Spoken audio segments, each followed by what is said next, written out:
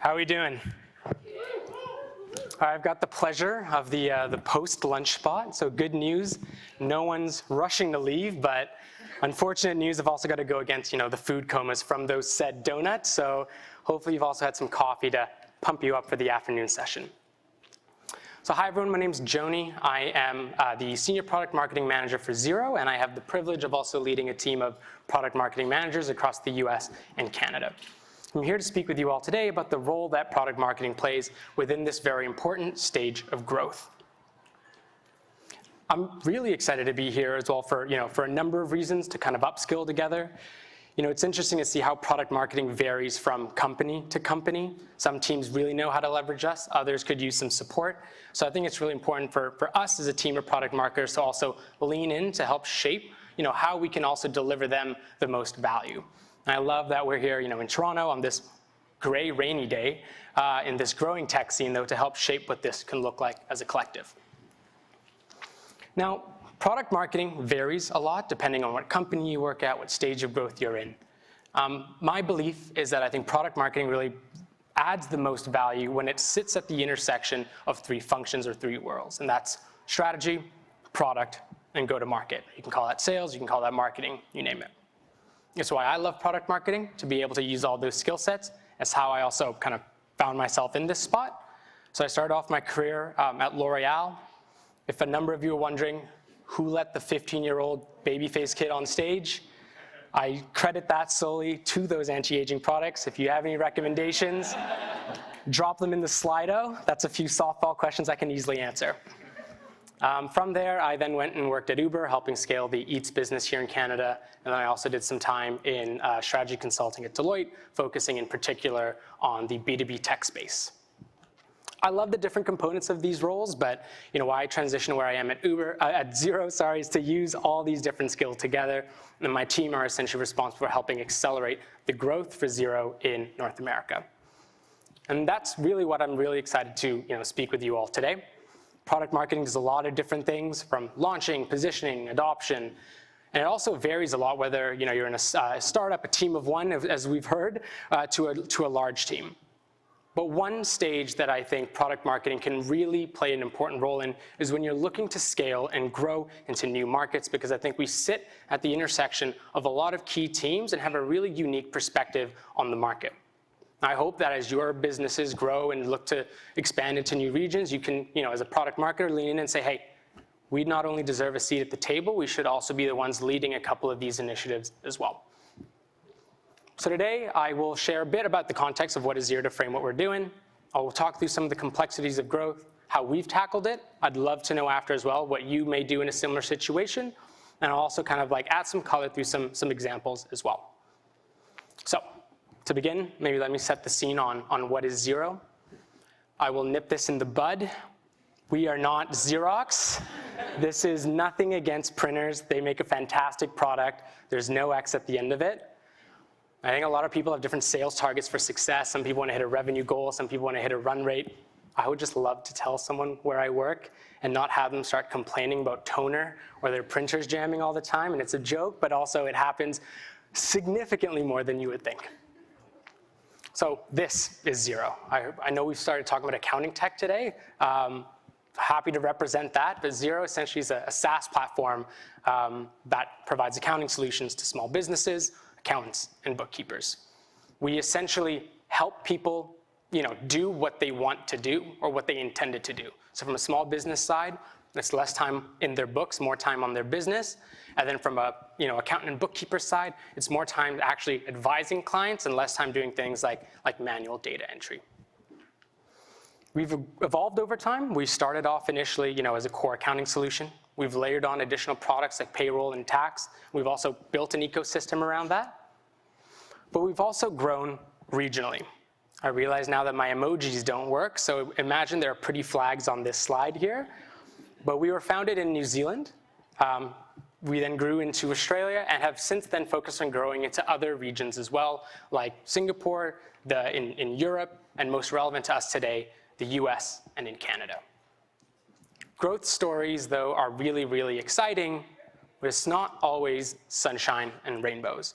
And it's significantly harder for some tech companies to grow into new markets, really depending on what product you have and what space you're in. So maybe let's unpack that a bit. New markets introduce a ton of new variables, and this can either be a huge opportunity that you can benefit from or something that's going to hinder your growth. And we can kind of unpack this in the three things that we talked about earlier as well. So from a strategy standpoint, your product strategy, your positioning, which we've covered a lot of today, may be completely different when you want to go into a new market because of things like the competitive landscape, the market maturity, the regulations that you may have to comply to. So from a competitive standpoint, if you're an incumbent platform that's been in a market for 20 years, how you grow into that market, how you position yourselves is going to be completely different when you're a challenger brand looking to scale. How you kind of engage and present your solutions to customers varies quite a bit. From a regulation standpoint, what your product is actually capable of or can do may also be limited by new regulations in a different province or in a different country. Anyone that works within health tech, fintech, prop tech, I think is the term, real estate, anyway, highly regulatory-based industries, your products will vary quite a bit when you look to go from your home market into another one, and so on and so on. And then market and tech maturity. Your product capabilities are also going to be very limited to what your region or what that market is ready for. I'll give a good example from the Xero world. Open banking in Canada, significantly behind the rest of the world. Cloud adoption as well by SMBs, significantly behind the rest of the world. So when you're a cloud-based platform that is, your bread and butter is connecting data from financial institutions together, it makes things quite hard because the market's just at a different level of growth. All these can impact your product. So your product fit when you grow also varies significantly and can be impacted. Some things like product requirements, regional nuances. We know in Canada, localization, if you're launching in Canada, you don't have a French product, your entire positioning, your total addressable market changes completely as well. If you have an app ecosystem, how big your partnerships in that region as well can vary. I'll give an example again from the product requirement side. We built a tax product for the UK. They have one tax product. When you go into Canada, we've got 13 with all our different provinces and territories. The US has 14,000 different tax rates that you have to try to combine together. I don't know what they're doing down there, but all that to say, your product market fit and therefore how you position it, how you then go to market is greatly impacted from region to region. You can't just take what you've done there and copy paste it. And then finally, the go-to-market side. I think this one's the most straightforward, but your approach there is also quite different. What the customer makeup looks like in that market. Is it a market with a large enterprise presence or more mid-market? The needs and unmet needs of customers. All those things vary quite a bit. And all these things come together, and we see that if a tech company tries to just copy-paste what they do sometimes, there are a number of challenges that we can see. So for example, we see that companies grow with uncompetitive product fit sometimes. All your strengths in your home market don't translate. This may result in ineffective product positioning, as we've talked about. I love the Shopify example of, our shipping product was very well priced. We grew into Europe and had to kind of reevaluate how we kind of went to market there. There may be a lack of clarity around that target customer because of different needs, and that leads to messaging from a product marketing standpoint that simply doesn't resonate anymore. When you grow into new markets, there's also a new go-to-market function usually as well, a relatively nascent team. So they may not be set up for success. They may lack confidence. They may lack the knowledge to properly sell your solutions in that market. All that comes together to really lead to growth that can be significantly costly and inefficient because you're doing a lot and not getting a lot back in return. So this challenge is, it's hard. But we've been able to try to tackle this as well, and as a team of product marketers, we can also try to mitigate this. A lot of this is grounded in a shift in a bit of a mindset, less from what can't we do, and a shift of what can we do instead. Now, I'm not trying to say that product marketing alone is the silver bullet. A lot of this is an organizational thing as well, but product marketers can lean in and really drive value. We're not simply taking a product that exists and are deploying it, but we can really help lead initiatives to help mitigate some of these pain points. So I'll share a bit of what we've done at Xero. Again, it may work for us, it may not work for you, it may work for you. So I'd love to get that feedback, in the questions after as well. And what are some things that you can do as product marketers when you're looking to expand? And it doesn't need to be a new market. It can be whether you're shifting provinces, you're going after a new vertical, so you're going from one industry to another industry. It can be, whether you're trying to go after a different customer segment from mid-market to enterprise. How can you essentially make the best of what you have? So for context, we have traditional product-led product marketing roles as well. These are part of global product groups, similar to what we've talked about today, where you have a product marketer embedded with a product group that's responsible for everything from discovery, launch, adoptions. All those things exist. But as we grew into markets that were further away from home and where we knew less about, let's say, those roles didn't sometimes capture the nuances of product fit, the nuances of the customer contact, and we've covered some of these pain points, which is essentially you have really strong positionings of your individual products and your offerings, but the dots don't then connect from the actual perspective of the customer. So one way from an organizational standpoint that we helped kind of mitigate this was through the launch of what we've called regional product marketing roles. There are various names depending on what company you're in. We have a lot of really confusing names, I think, in our industry as a whole. But we've called them regional product marketing roles. This is tacky, but I hate myself for saying this, but that term of globalization really resonates into what this stands for, which is how do you take everything you're doing globally and try to align to that, but be as local and regional as possible to really understand who you're trying to sell to.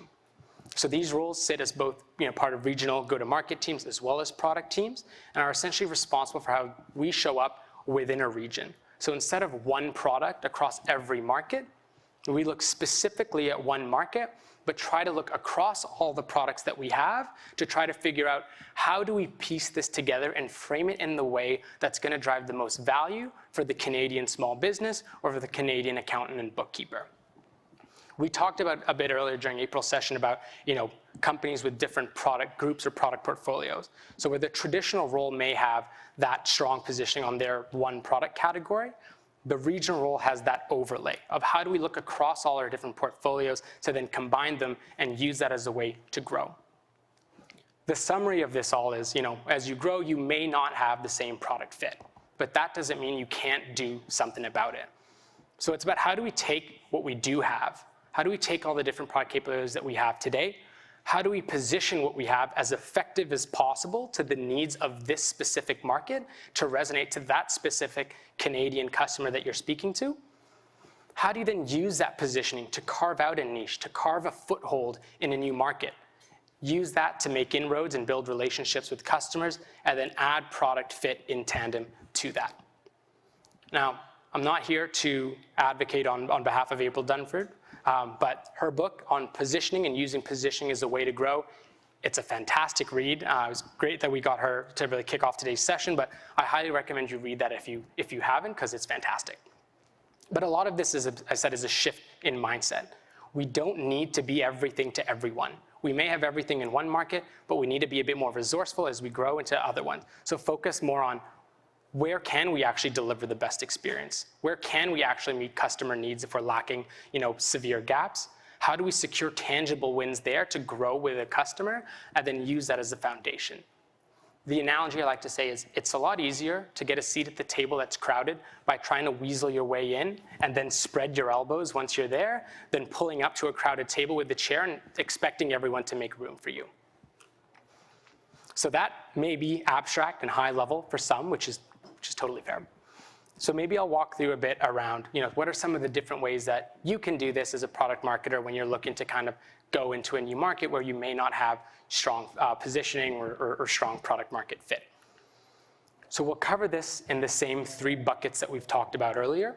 We've covered that product marketing plays that important role in shaping the growth of your product positioning into new markets. But there's 3 main ways that you can kind of do this in this value chain. So number 1 is really looking at strategy. How you develop that positioning strategy to secure that foundation for growth. From there, once you have this clear positioning of where you can win in a new market with what you have today, How do you then work with your product counterparts to really influence that roadmap, to help them understand what the needs of the market are, to help them prioritize and get to that product fit as efficiently and effectively as possible, while also making the best of what you have? And then from there, how do you take that positioning strategy and reinforce that across go-to-market to set those teams up for success? So we'll kind of deep dive into each of these and provide a bit of a case study of some things that we've done. So as you mentioned, from the strategy point of view, product marketing plays a really, really key role in that positioning exercise, of really understanding where you can compete, focusing there, and securing a foundation from that. We've talked a lot about this today, so I'll try not to repeat some of the fantastic messaging that we've had around positioning. But as a product marketer, you sit at the intersection of a lot of different teams. So how do you really synthesize and take in the market context? What's going on? What are current state opportunities? What are trends that we see that we can take advantage of? Being really honest with your product fit when you're doing your evaluation. What are your actual strengths? What are your differentiators that your sales team can really say, hey, this is great and we do this better than anyone else? But also, like we talked about, being honest. What can't you do in this market with whatever product capabilities you have? What don't you have the partnerships for in this new market? And really understanding where you should place your bets. We've talked about understanding what your competition is doing, not to talk badly of them, but to really understand where their strengths are as well and where their gaps are, so that you can really provide the optionality, like we talked about this morning, to your customers around where you are best suited to meet their needs. How do you also then understand the customer in this new market? How do you do a segmentation exercise? How do you look at their needs and their unmet needs in this new market and their pain points that they're still struggling with? And you can take all of this and really develop a really concise positioning around how you can develop an approach to the market that's targeted for growth, where you may not have all the tools that will set you up for success. And your positioning can be done by really answering a few key questions, which is the what, which is what can you compete with? Like, what can your products do well in a new market, and what can't you do? The who, based on this product fit, who can you win with, and how do we really orient around those individuals as opposed to try to be everything for everyone? Where are there opportunities, and where is there white space in this new market that may be new? And then how do you package all of this up into a consistent positioning? I love what we talked about earlier, that positioning isn't something you do every 6 months, it's something that you do for 3 years, and that's exactly that exercise. How do you understand what your immediate kind of foundation is, and how that positioning and how the products that you're launching complement that over the next few years, so everyone in this market knows what you're going to be famous for? And this not just this theory as well. This is essentially what we did when we were growing in Canada. We had numerous product fit challenges. We had numerous headwinds. But we did this exact exercise of trying to understand, instead of taking our global positioning and launching into a market with different contexts, how do we understand the market needs? How do we understand what we can do for that? And then position ourselves strategically to align to that market. And what you'll see if you look at Xero, for example, in the region versus globally, is that our positioning is significantly more targeted and focused because of the constraints that we faced.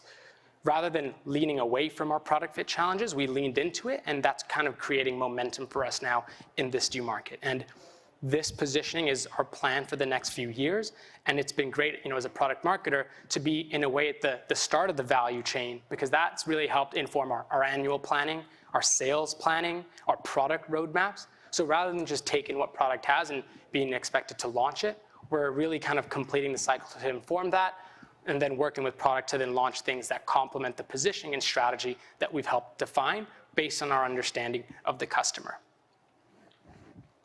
So now that we have that positioning of how we want to enter a market, let's kind of go a bit down the value chain. How do we then work with product to influence them in a way that complements that? Now, I don't want to speak poorly about product, they're in the next room, but I will say they could use all the help that they can get, and we should be the ones leaning in to provide support. So how does product marketing really lean in? So it's understanding where your product positioning is, and then working with them to help accelerate what's the most strategic path to product fit. If we're going after a niche in this specific market, because that's where we can play, let's focus on filling gaps that we know exist in that specific market, as opposed, again, to trying to do a little bit of improvements everywhere.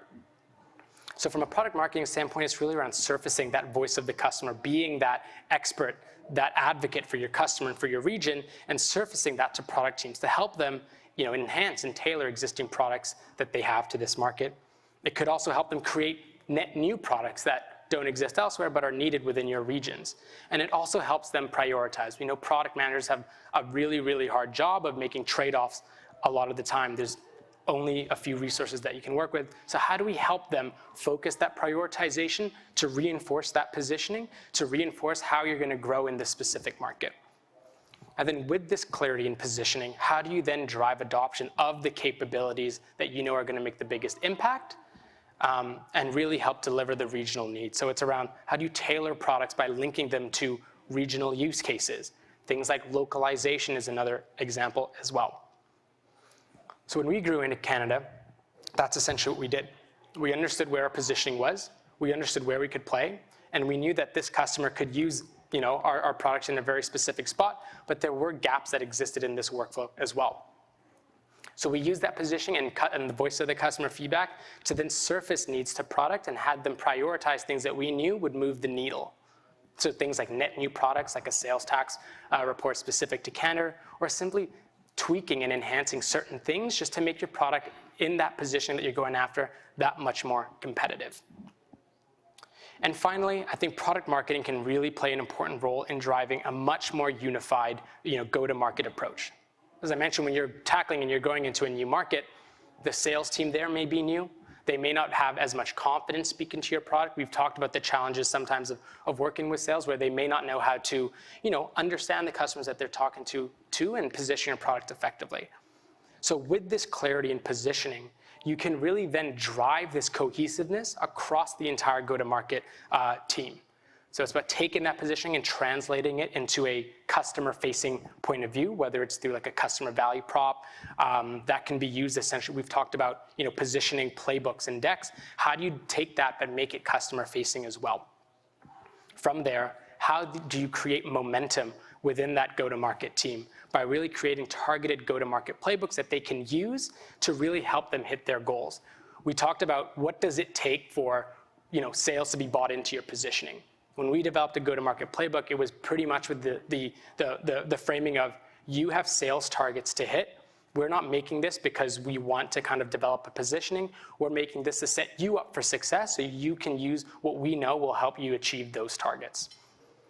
From there, how do you then also package communications in a way that aligns with your positioning? We've talked again earlier today about different silos. We had a great presentation around how do we connect the dots together. This is essentially what we do within our regional roles, which is looking at all the different propositions and updates and releases that product teams are developing, and then stitching those together so that every release and every customer touch point we have reinforces the positioning within the market. And we said again that it takes time for sales folks to really understand things. It takes time for customers to know what your positioning can stand for and really cementing that position in a market. This way, essentially what you're doing is making sure that you're consistently reinforcing that positioning in a market where you may be or may have customers that are less familiar with who you are and what value you can provide. And this essentially delivers just a very consistent customer journey so that whether they're engaging with your top of funnel marketing team, your sales teams when they're trying to convert, your partner success teams afterwards as well, everything that the way that they talk about your products is in line with this positioning that you've helped set up from the start of the value chain. And this is essentially, again, what we've done to help really accelerate our growth within the region. And by doing this, what we've seen is that the go-to-market team, this new sales team we have in Canada, had an improvement in morale, in confidence, and in how they just consistently spoke about your product. But from a sales standpoint as well, which I think that's what we're all accountable to, we saw sales volume increase, the velocity of closed sales increase, and the efficiency increased. We spent less time trying to target every single customer and was honest to say, like, what are your needs? And understanding when we could say, that's perfect, unfortunately we can't meet that today, there are competitors who can, and saying, those needs are something that we can definitely do better than anyone else. So it's really about efficiency and growing in a way that's, doing more with less. All these combine to really provide an approach of scaling into new markets that, is a lot more effective and efficient. We've seen more clarity and consistency across teams, stronger positioning that helps accelerate your growth, the ability to really hit short-term sales targets while getting the product fit in tandem, and just a better customer experience. So we've covered a lot. So I'll try to kind of just sum it up in a few key things. So if nothing else, just want you to take away that product marketing is uniquely positioned to really identify growth opportunities, not just from a product-led standpoint, but from a regional and customer-led standpoint as you scale and try to expand into new markets.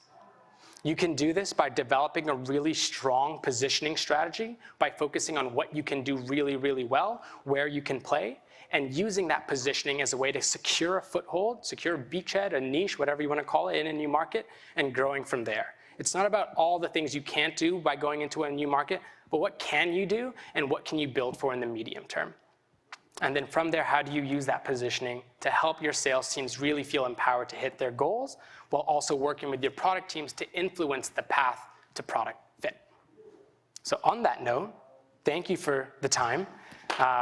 Looking forward to your questions and feedback. That was awesome. Thanks, Joni. Yeah, we have time for a couple questions. Brandon, if you could toss up the Slido, and we can get rolling. If anyone wants to ask one right away, though, raise your hand, and I will let you call it out. IRL. Here we go. Anybody? How are we doing on Slido? I'll start off with a question, too, because I think or just a comment, I don't know, and you can comment on it, but going into a lot of people here might not be, and if you are not global in the sense where you're going into different regions or you're thinking about it that way, I do think, could the same approach be applied to moving into new verticals or like selling into a new industry? 100%. I think that's kind of something where I think it's looking at the concepts and see how you can apply it to your context of really what can you do with what you have, as opposed to simply thinking, oh, we can't do it because it's a new customer, it's a new market with a different product fit. So when you look at verticals, if you have a product that maybe works really well, again, I'm talking from my context, so let's say with construction or with real estate or with farming, and you want to go after a different type of customer, you may not have the capabilities that will translate one-to-one. But what can you do with what you have? How do you kind of use that to say, like, this is what we can do with the available capabilities, and use that as a way to get inroads and continue to add capabilities around that? So I think the concepts would work whether you're like a Toronto-based tech company that operates only in downtown and are looking to go rural. If you're operating in Ontario and trying to go into Quebec or into other provinces with different market needs and regulations, and at the grand scheme of things as well, taking your product and going from a Toronto-based Canadian company into the US, into the UK, it's really around that resourcefulness. Yeah, right on. Love it. How do you decide what new regions to move into? Are there specific characteristics that you look for? Yeah, great question. There are a number of different things, and I think it's one of those things where I said that product marketing is not the silver bullet, but how do you work with key teams that help make decisions like this? So it's how do you work with teams like, call it, maybe you may have an internal strategy function or corp dev, or product teams as well can make these decisions to really lean in on breaking it down, I would say, into three broad categories. So one is the commercial opportunity, two is the product fit, and three is the customer fit. All right, so from a commercial opportunity, it's really getting clear on, if we did go in this market and say everything worked well, what's the actual TAM, or targetable addressable market, I think is, and what's the actual, what's the pool, what's the value of that market, and what's the actual thing that we think we can capture within that based on the makeup of that market. So there's that commercial return that helps us, identify, instead of these three markets, we're going to go here. From there, there's also then the product fit, right? So we've talked about your product may work better for the needs of one vertical or one customer than others. So if you're looking at three markets and then you look at your product capabilities and you're evaluating them, you can see, perfect, within market A, we can actually, compete quite effectively with our capabilities. In market B, our product doesn't translate whatsoever, and it's going to be really hard for us to develop an actual positioning that's going to gain traction. So then you can essentially help prioritize your efforts based on that. And I think the last one, and arguably very important as well, is the customer fit. What is the actual needs of the customer? What's the composition of it? What are their traits? And is there a fit for your product to their needs? So I'll give maybe an example from a previous job actually, but we were looking at helping grow a Canadian-based e-commerce company that developed commerce solutions, but for the enterprise market. So there's a large enterprise segment market in Canada, large enterprise potential customers in the US, and they wanted to go into APAC. When you look at Australia, there's only 5 enterprise scale companies really that they were a potential fit for. So it's understanding, again, if your approach and your positioning is an enterprise type product and you're trying to go into a new market, getting really targeted on saying, we can win here, and maybe let's focus elsewhere than going into this one where we might not be a good fit. So yeah. Love it. That's awesome. We do have a few other questions in here. I'd encourage everyone to hit up Joni in the next break if you want to get those questions to him. But Joni, thanks so much. Cool. Give it up for Joni.